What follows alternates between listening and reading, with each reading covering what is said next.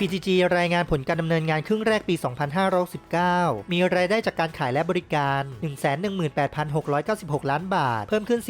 4.2% โดยธุรกิจนอนออยล์เติบโตโดดเด่น มีรายได้ 13,340 ล้านบาท เพิ่มขึ้น 21.7% และกำไรขั้นต้นเพิ่มขึ้นถึง 39.5% โดยเฉพาะกาแฟพันธุ์ไทยรายได้โต 61.5% อยู่ที่ 3,518 ล้านบาท ปัจจุบันมี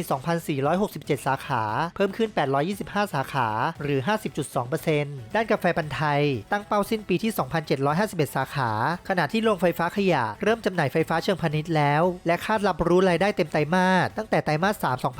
2519 นอกจากนี้ PTG ยังได้รับเลือกเป็นสมาชิก Sustainability Yearbook 2026 และติดอันดับ Fortune Southeast Asia 500 ต่อเนื่องเป็นปีที่ 3 สะท้อนการเติบโตควบคู่ความยั่งยืน